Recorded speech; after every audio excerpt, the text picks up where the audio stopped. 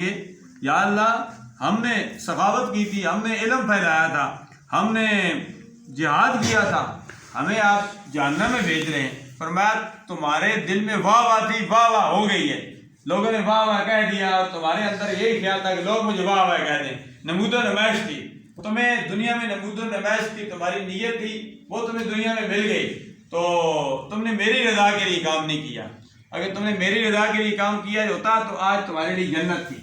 اس لیے تم نے میری رضا کے لیے کام نہیں کیا۔ اس لیے ہر شخص کو چاہیے کہ اللہ کی رضا کے لیے کام کرے، نماز پڑھے اللہ کی رضا کے لیے، نماز روزہ رکھے اللہ کی رضا کے لیے، اذان دے اللہ کی رضا کے لیے، صدقہ خیرات دے اللہ کی رضا کے لیے، مسجد کے ساتھ کوئی تعاون کرتا ہے اللہ کی رضا کے لیے، مدرسے کے ساتھ کوئی تعاون کرتا ہے اللہ کی رضا کے لیے کہ میرا رب خوش ہو جائے۔ جب کسی پر کوئی احسان جتلا کر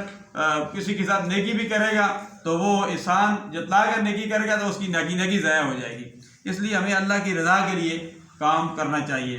آج کی رات بھی ہم نے گزارنی ہے اللہ کی رضا کے لیے۔ یہ خیال سے نکال دیں کہ بندہ کہے گا یہ جاگے ہوئے تھے، رات کو انہوں نے بڑی ذکر اذکار کیا جی، بڑا ذکر کیا، رات کو یہ زیارت قبور پر گئے، فلاں گئے۔ ہمیں واہ واہ کی ضرورت نہیں ہے، ہر بندہ یہ نیت کر لے کہ میرا رب راضی ہو جائے، اللہ کے پیارے حبیب صلی اللہ علیہ وسلم راضی ہو جائیں۔ سرکار کی تعلیمات ہے، سرکار خود